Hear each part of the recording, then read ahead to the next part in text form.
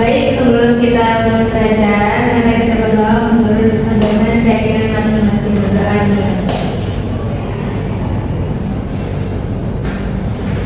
Berdoa atas nama Tuhan. Baik, jadi ibu akan mengabsen terlebih dahulu.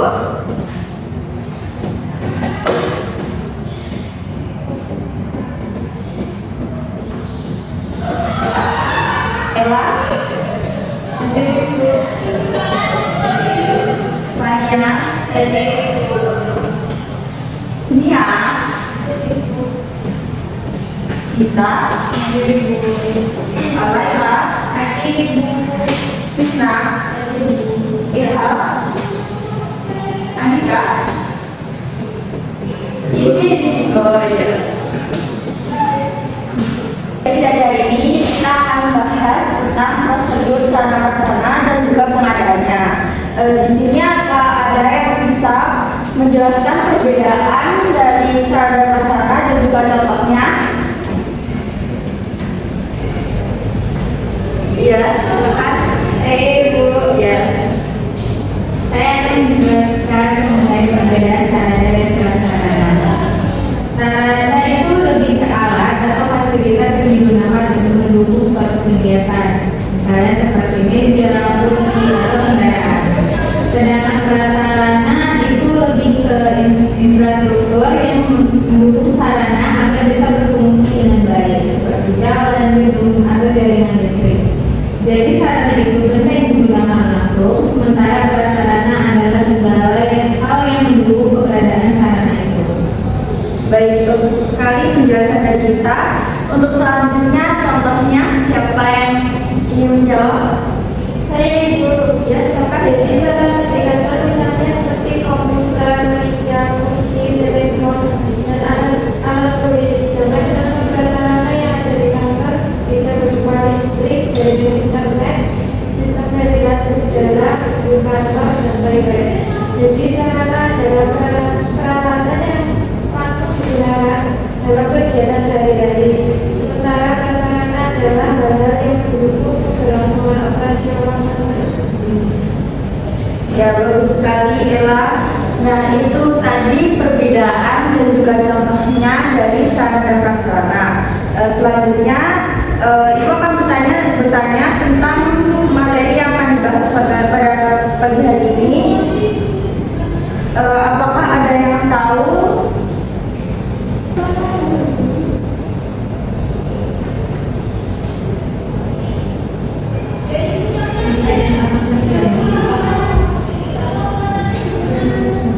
Tidak diikuti. Selanjutnya Ibu akan bertanya tentang materi pada pagi hari ini. Adakah yang bisa menjelaskan apa yang akan terjadi jika peraturan penggunaan sarana prasarana tidak diikuti dengan baik? Saya Ibu. Ya, silakan. Mungkin bisa terjadi kerusakan atau pemborosan kendaraan. Oke, betul sekali. Itu jika tidak dilakukan dengan baik. Selanjutnya, Ibu akan menjelaskan materinya. Ibu akan memutar video yaitu regulasi sarana prasarana. Silakan disimak dengan baik. Dan jika ada materi penting silakan dicatat karena di akhir sesi Ibu akan menyampaikan kuis. Assalamualaikum warahmatullahi wabarakatuh. Bagaimana keadaan hari ini? Semoga kita semua dalam keadaan yang baik-baik saja dan selalu dalam lindungan Tuhan. Kali ini kita akan belajar mengenai regulasi sarana dan prasarana kantor. Dalam menjalani kehidupan, manusia memiliki berbagai data tentang manusia. Manusia dapat bertindak sesuai kehendak bersama.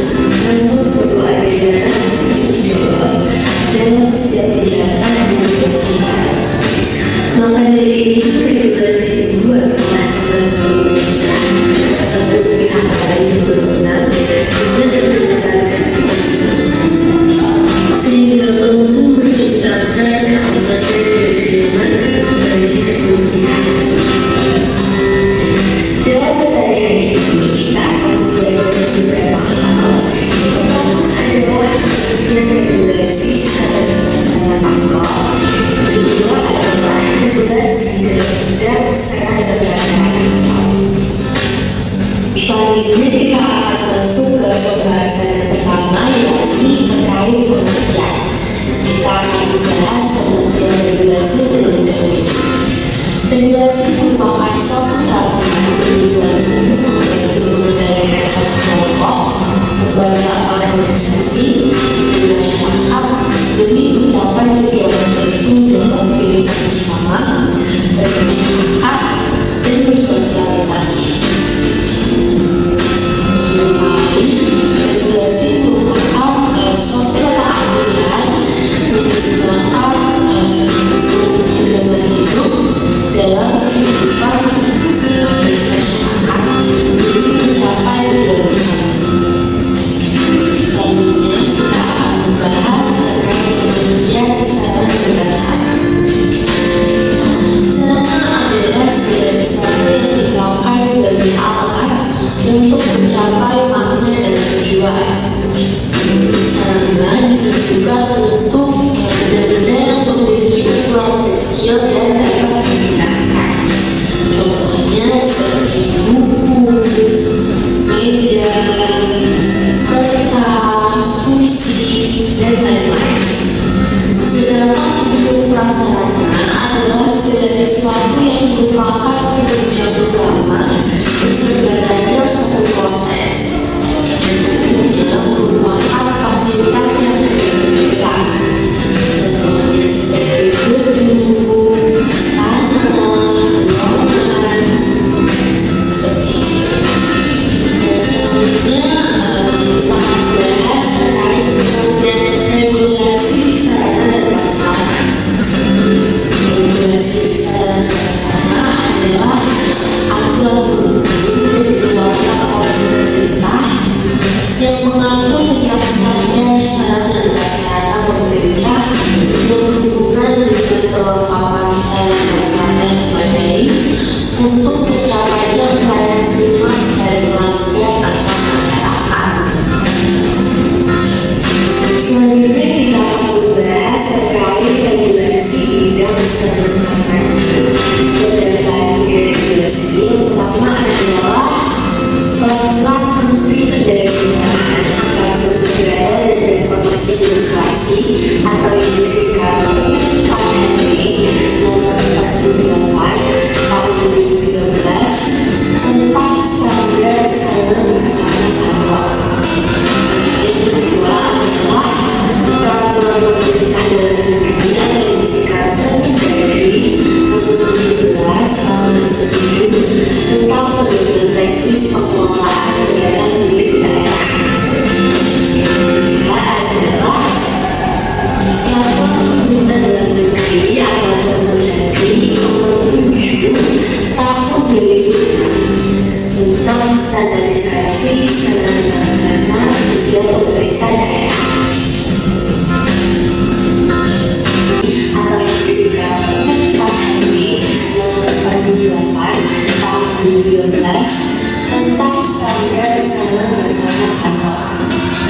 Yang kedua adalah peraturan pemerintah dalam negeri atau yang disingkat Permendagri nomor 17 tahun 2007 tentang pedoman teknis pengelolaan anggaran milik daerah. Yang ketiga adalah peraturan pemerintah dalam negeri atau Permendagri nomor 7 tahun 2006 tentang standarisasi sarana dan prasarana kerja pemerintah daerah.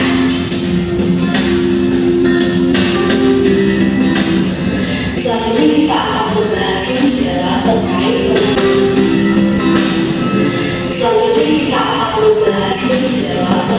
penerapan nomor 28 tahun 2013 tentang standar sarana dan prasarana. Standarisasi sarana disusun berdasarkan 10 asas.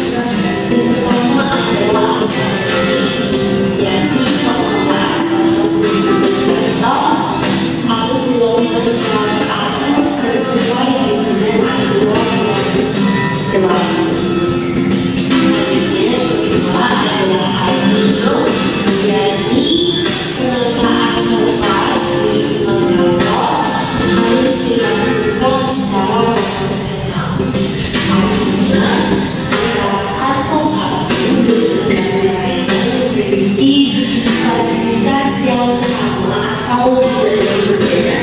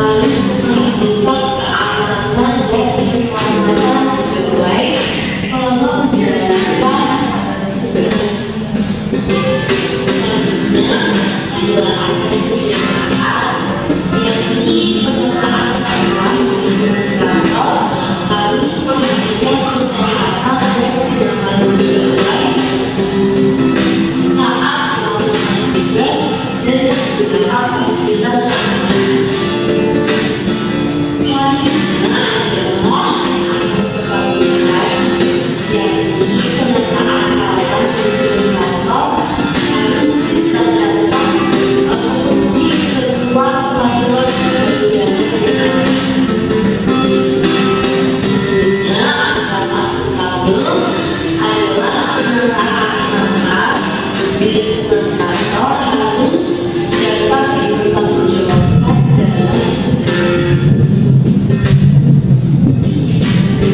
dalam menyusun standar sarana prasarana kantor memiliki beberapa maksud. Pertama adalah untuk kepastian dan penggunaan kantor, alat perlengkapan kantor, dan kendaraan dinas. Yang kedua, untuk keseragaman penggunaan ruangan kantor dan alat perlengkapan kantor. Ketiga adalah untuk menunjang kelancaran proses pekerjaan. Yang keempat adalah untuk meningkatkan komunikasi dan hubungan yang baik antar pejabat dan pegawai di lingkungan instansi, khususnya lingkungan kementerian dan gunaan aparat negara dan informasi di lokasi.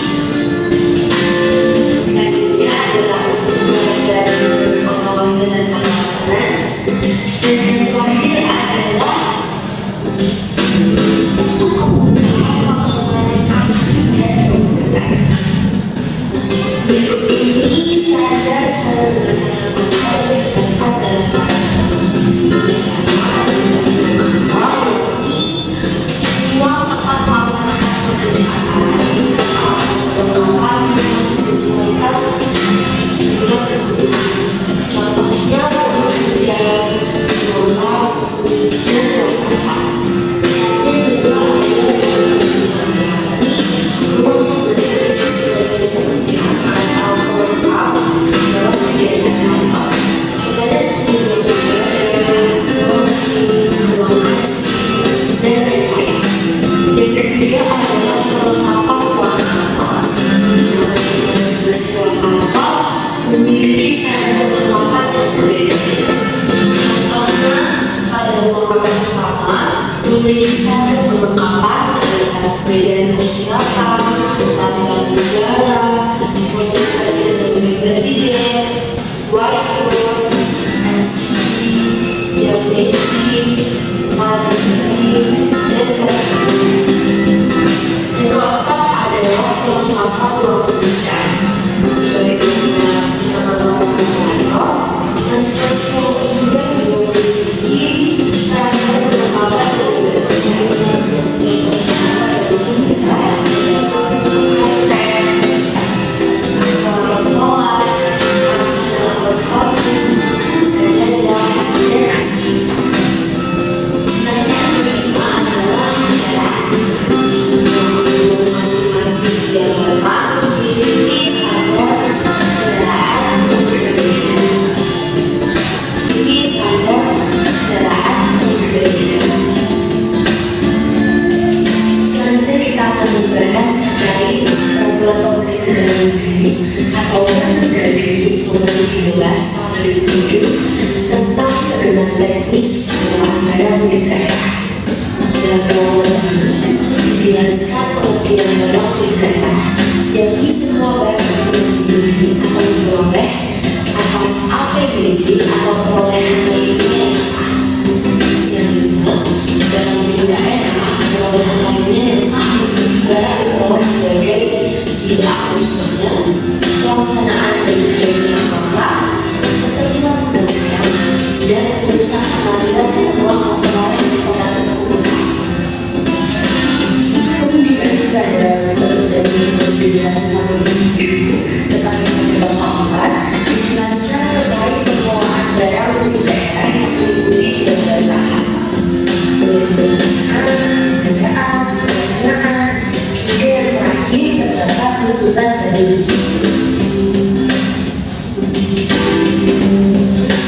dalam Permendagri Nomor 17 Tahun 2013 dijelaskan tentang pejabat pengelola barang milik daerah. Kepala daerah sebagai lembaga kekuasaan pengelola milik daerah berperan bertanggung jawab atas penggunaan dan pelaksanaan pengelolaan barang milik daerah. Dalam pelaksanaan tugasnya, kepala daerah dibagi oleh 6 pihak. Yang pertama adalah sekretaris daerah selaku daerah.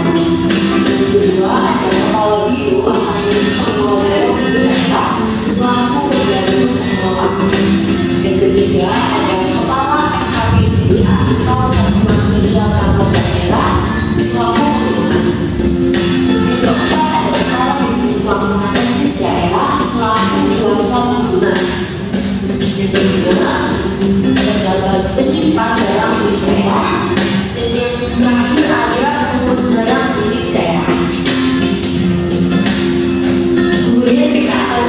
regulasi yang ketiga yakni Permendagri nomor 7 tahun 2006 tentang standarisasi sarana dan prasarana.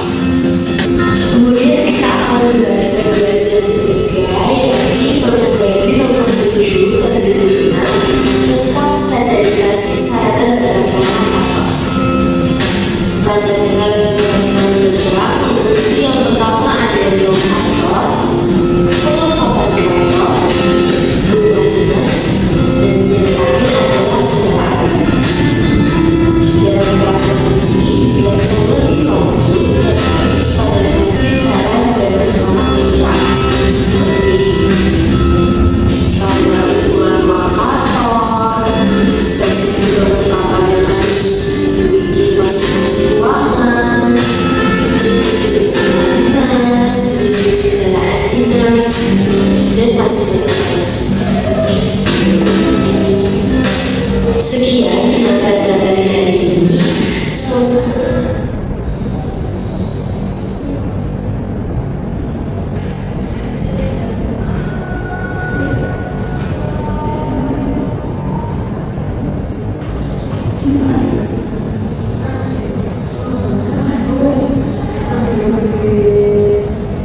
Jadi itu tadi peraturan dari sarana prasarana kantor.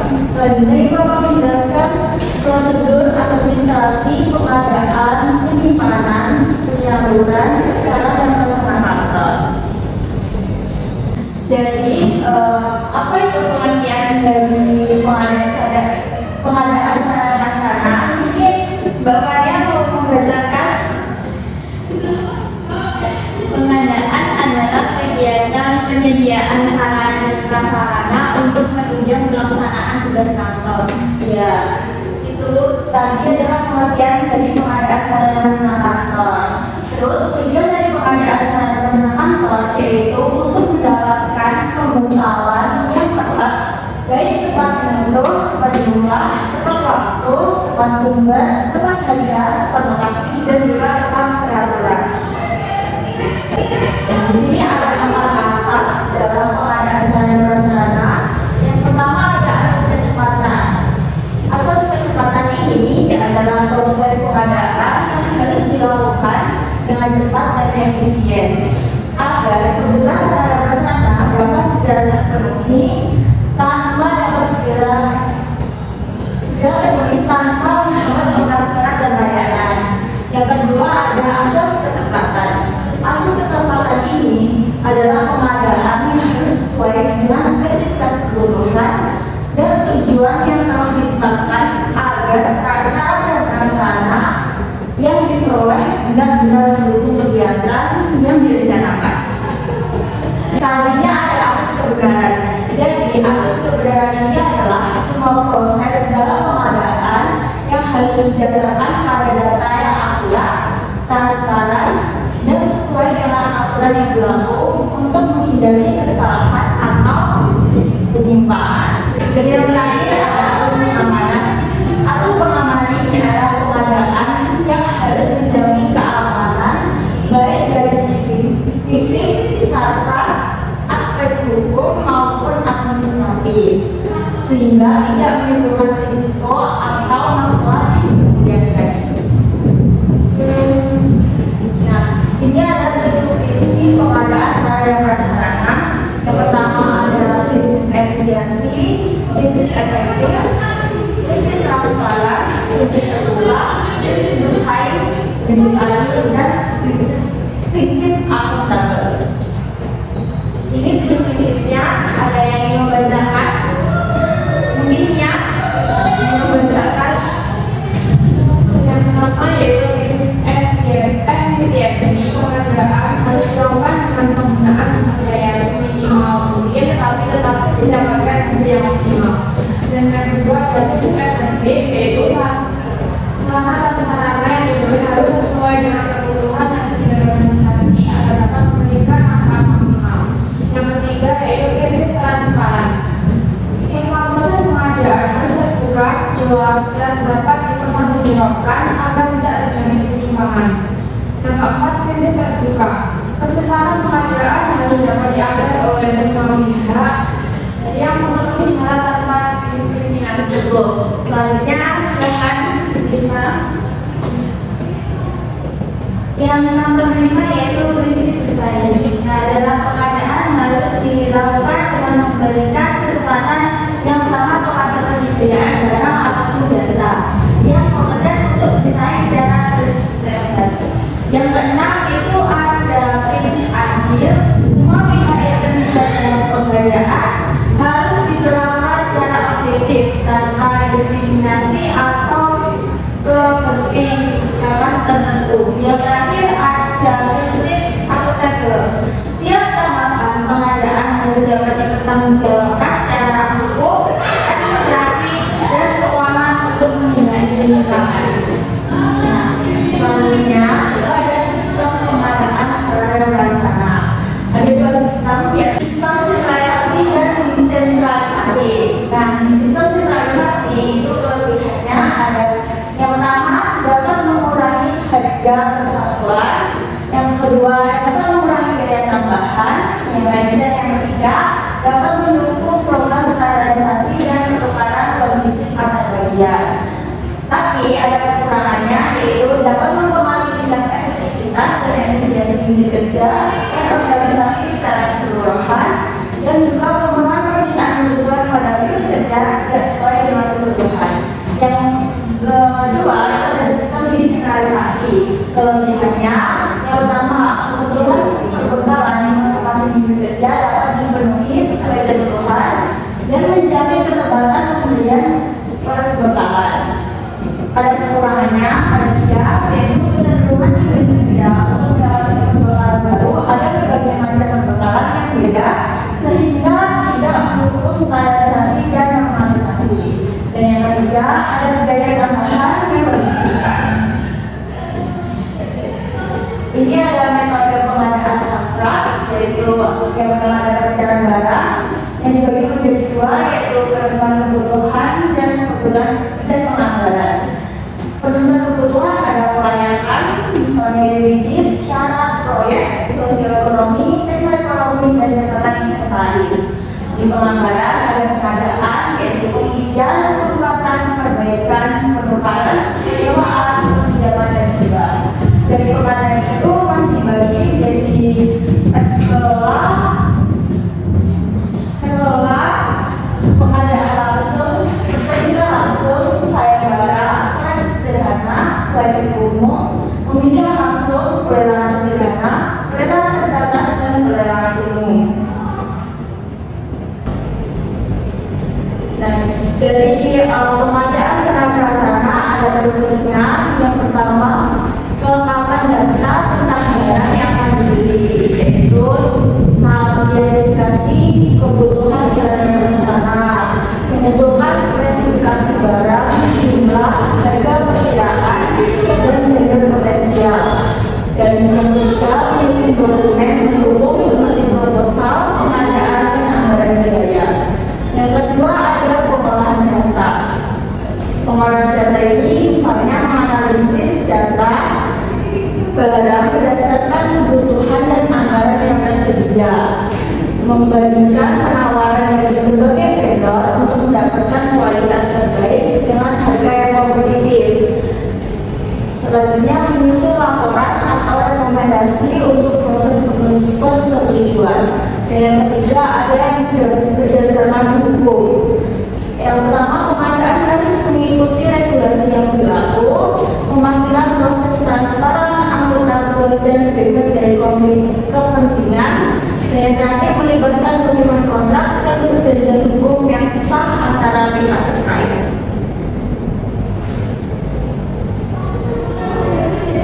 Di sini ada alur prosedur pengadaan SAPRAS. Silakan disimak dengan baik.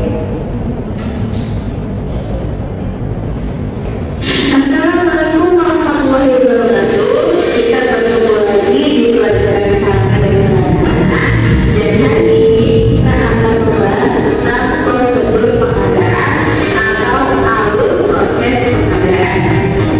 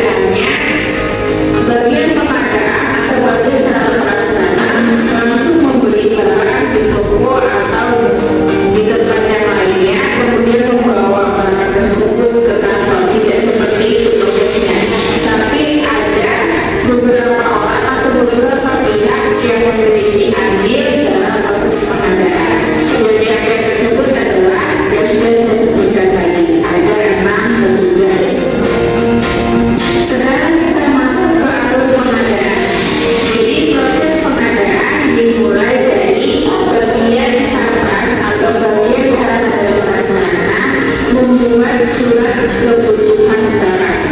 Jadi barang-barang apa saja yang dibutuhkan itu dibuatkan suratnya seperti surat pengajuan barang. Kemudian SKB tersebut diserahkan ke pimpinan gereja yang dimana SKB yang sudah terkumpul tersebut dibuatkan DKBT atau daftar kebutuhan barang bangunan supaya bisa diketahui barang-barangnya apa saja. Jadi DKBT ini seperti rekapan dari semua SKB yang sudah dibuat bagian sarana dan prasarana. Sarana dan prasarana ini membuat SKB-nya sesuai dengan kebutuhan tiap-tiap bagian atau tiap-tiap unit yang ada di perusahaan. Misalnya di bagian keuangan butuh meja, di bagian produksi butuh mesin, di bagian personalia butuh map, ATK dan sebagainya. Nah itu semua didata oleh bagian sarana dan prasarana, kemudian dibuatkan SKB dan SKB tersebut diserahkan ke PUK untuk dibuatkan DKBT-nya. Setelah DKBT telah selesai dibuat, PUK menyerahkan DKBT tersebut ke bagian inventaris untuk merekap semua DKBT-nya. Nah, SKB DKBT ini silakan kalian lihat di catatan yang sudah pernah saya berikan.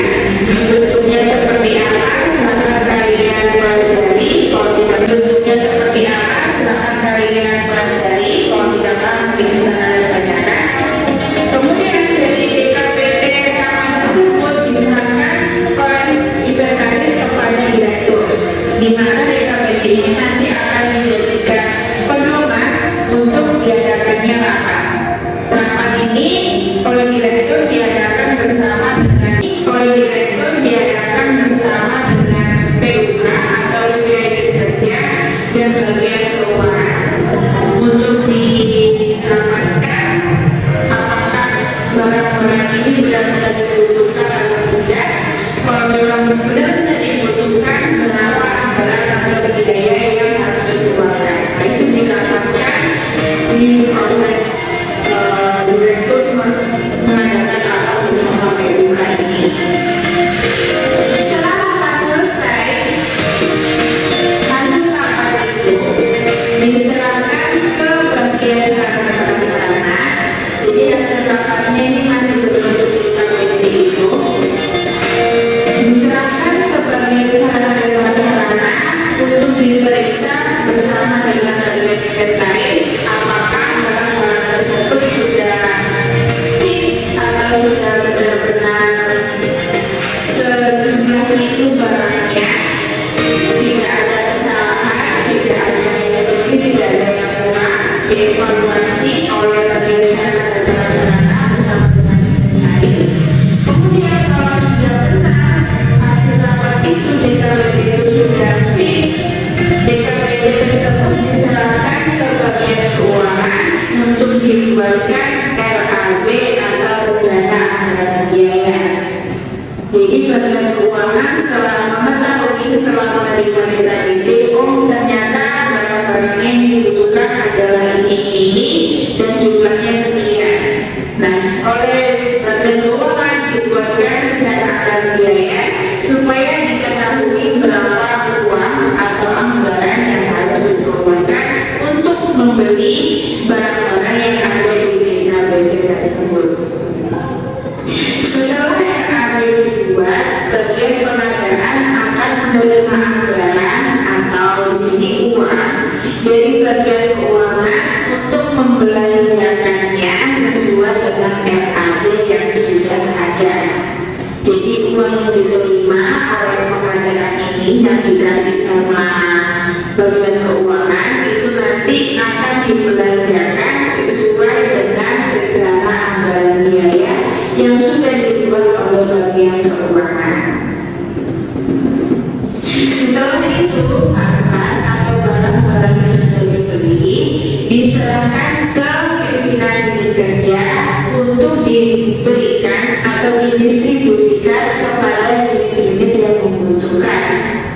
Kan di awal prosesnya SKB itu dibuat sesuai dengan kebutuhan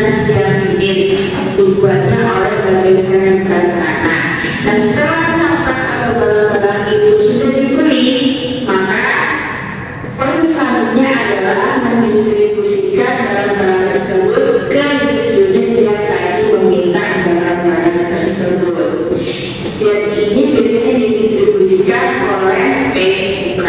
Jadi barang-barang itu setelah dibeli diserahkan ke pimpinan unit kerja. Setelah barang-barang tersebut didistribusikan, barang-barang yang dibeli tadi atau barang-barang yang sudah diterima oleh unit kerja masing-masing itu dicatat ke dalam buku induk inventaris. Untuk bentuknya nanti akan saya kirim bagaimana bentuk buku induk inventarisnya. Jadi nanti petugas yang membuat buku induk inventaris ini adalah bagian inventaris. Jadi bagian inventaris setelah mengetahui barangnya sudah ada di kantor, kemudian sudah diterima oleh masing-masing unit yang membutuhkan, barang-barang tersebut harus dicatat ke dalam buku induk inventarisasi. Nah, itu tadi alur atau proses pengadaan barang. Jadi pengadaan barang di suatu kantor itu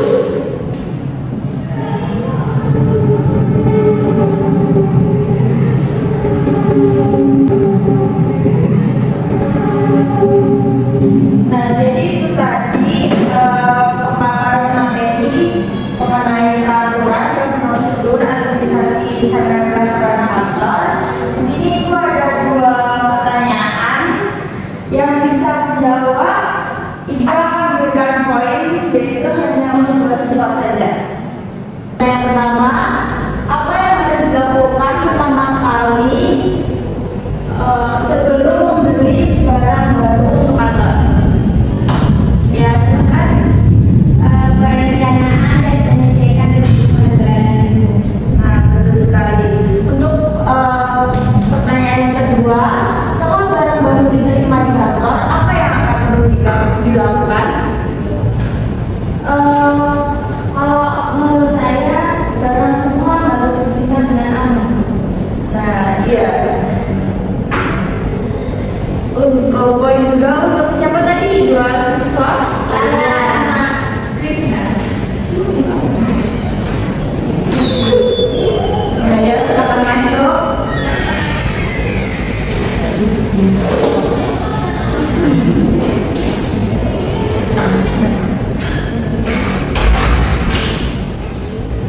Mungkin itu tadi ya untuk pembelajaran pada pagi hari ini. Apakah ada yang ingin ditanyakan seputar materi ini?